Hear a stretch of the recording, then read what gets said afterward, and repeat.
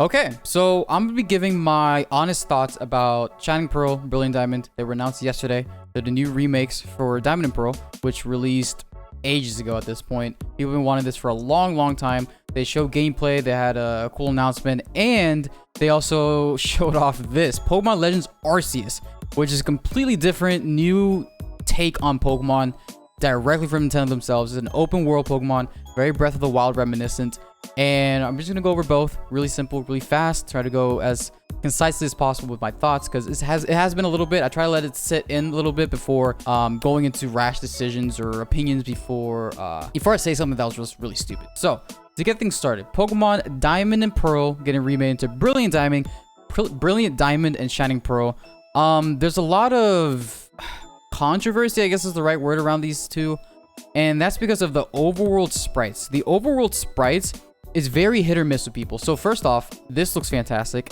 I think this is what they're supposed to look like in battle. Maybe the finished product or just a 3D model, but this looks freaking awesome. I love their approach with this, specifically from the 2D models that we have in the game for the originals, and just this in general. 2D to 3D is a very interesting transition, which is why a lot of people aren't exactly happy. But if we look, let me whip out some screenshots. But if we look, this is what it looks like in battle. Now, I have a few issues with this. One, everything looks very soft. Now, ignore the quality of the screenshot. This is directly from Cerebi. The game isn't even out yet. Obviously, the game should look better, crispier. That's not an issue. My issue is the models of the Pokemon and Trainer don't look crisp. And that's not because of the screenshot. They look very soft because there's no real way aside from like shadow and shading. And obviously you having the context of like, that's a Piplup and that's the main protagonist.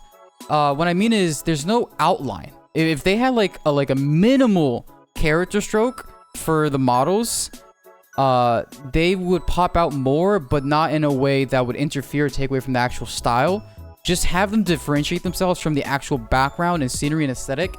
And besides that, this looks fantastic. I think obviously the game's not going to come out for a few months. So going too harshly on what they've shown us here is not the most fair thing in the world, even though they decided to show it to us. Take it however you want. But me personally, I'm a big fan of the general aesthetic of this game. If we look at this, so this is the main screenshot people are using because it's the most close-up view we have of the chibi models currently. People are not happy with the transition from 2D chibi to 3D chibi. So the originals had 2D chibi sprites, and they took that and transformed it into 3D chibi sprites. But people are not happy with the outcome of this. Me personally, I don't see why. In the trailer, you can see them moving and whatnot. The movement is definitely a little weird, and then looking over top, it looks off. But again, it's not a finished product, and they have months to finish and touch up on this. I'm sure they can get some feedback in time to where they could change it to where people are a little more happy. But the general concept of a 2D model turned into a 3D model and the way they approached it, I like that. This is what Sinnoh was. This is what Sinnoh is and will be. Like I'm totally fine with this personally when it came to these 3D models that they showed off. I have no issues with it whatsoever. I can see the complaints, and it does vary person to person. But for me personally, I'm a fan. If we look more, there was supposed to be a berry screenshot. This is a cool Lucario screenshot. I guess it's not here. But people are not happy about the overall chibi sprites, and I think that's about it. Besides that, and then if we go back to the first screenshot, the lack of outline when it came to the character models in game for the Pokemon and trainers, it's very weird, and I hope that they change it, because otherwise that is going to be a huge gripe of mine, which obviously people will get used to if they share the same opinion as me. But just off the cuff, letting it sink in for roughly a day. Yeah, I wish they would have showed us off something with more pop to the character design, so they don't look as blended in with everything else. But let's go to the second game. So this is Pokemon Legends Arceus. This is going to be the future of Pokemon. I stand by it, stand true. I'm spitting facts. Unless they fuck up the execution entirely.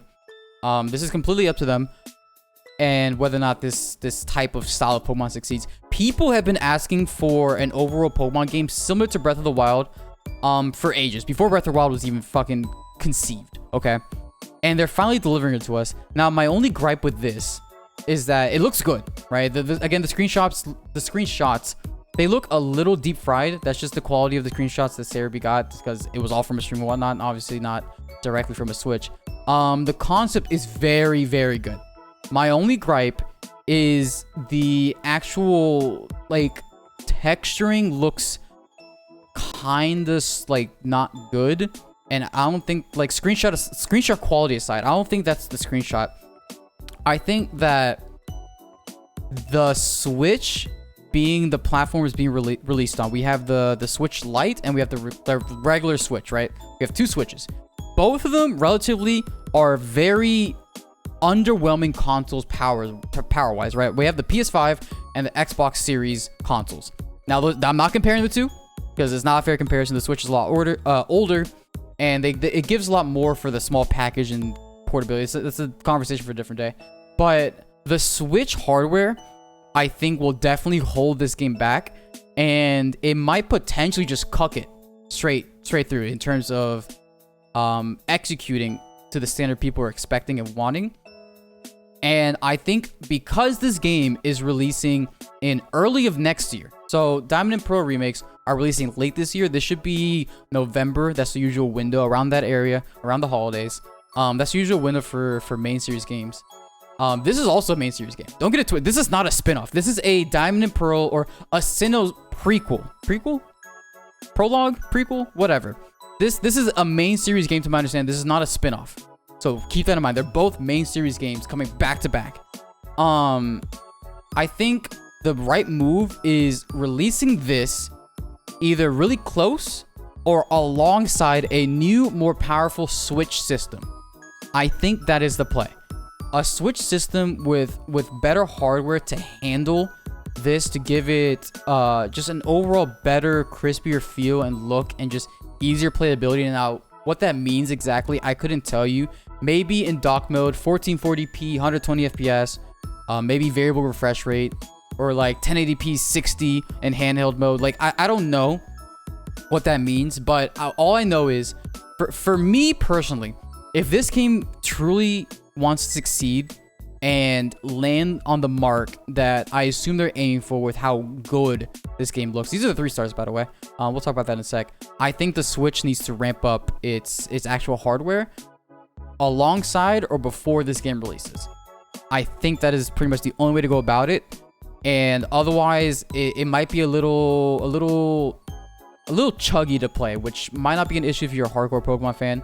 But on like a technical level, a lot of people are probably not gonna be happy with that, assuming it doesn't run well as is on the regular Switch. If it does, fantastic, awesome, it's great.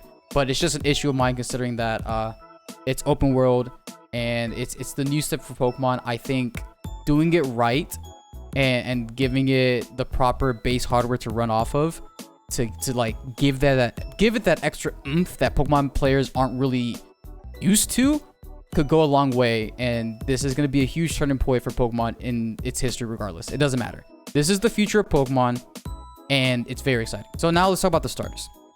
Cyndaquil, Oshawott, and then this bird thing. I know his name is Rowlet. I fucking hate this thing. Fuck Rowlet. So we're going to be talking about Cyndaquil and Oshawott. Cyndaquil, awesome choice. No Charmander to be seen. Thank the fucking Lord. I like Charmander. I like the Charizard line. That's fine. But it is really hard to be a Pokemon fan for, I think I've been a Pokemon fan for like 15, 17 years.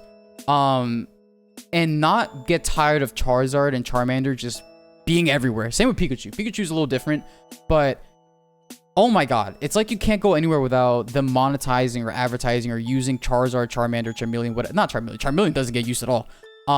As like a poster child almost for the Pokemon franchise. And I'm glad that they didn't go with a Charmander starter option at all. I'm very happy because Cyndaquil is a very good starter. I like Cyndaquil. I like Quilava. Typhlosion's alright. Typhlosion, huge downgrade for me.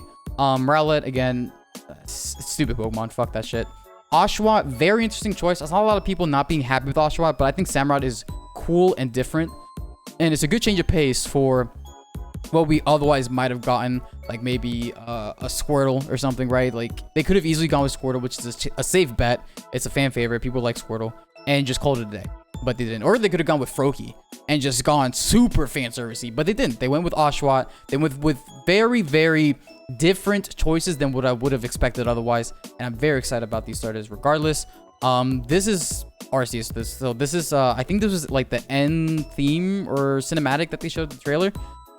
Very cool. This is obviously like a 3D model type thing, pre-rendered. This has nothing to do with in-game, I imagine. Maybe in the like loading screen when you first start up the game, but that's about it. And overall, this game, my expectations for this are really high. I think this can easily be the best Pokemon game of all time. Arguably the best Pokemon game of all time for main series.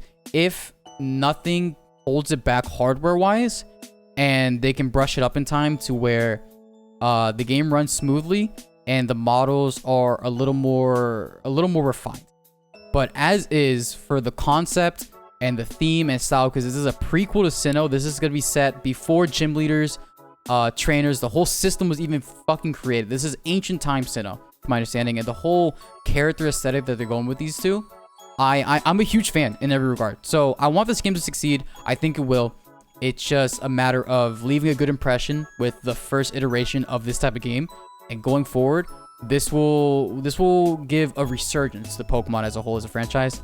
And I'm genuinely excited for both games. But that's gonna be another video. I'm gonna have every relevant thing linked in the description, courtesy of the Pokemon website, Serebii, all that good stuff. If you guys want to check them out themselves. Check out the trailers too. If you're, I know I'm super late considering it's been a day. Like, people have milked this cash cow dry, quote unquote. But I wanted it to sit and ferment a little bit in terms of my actual thoughts and opinions on this game before saying something blatantly just wrong, stupid, or whatever. But yeah, I appreciate you guys watching. Have yourself a good one, and hopefully I'll see you guys in the next video.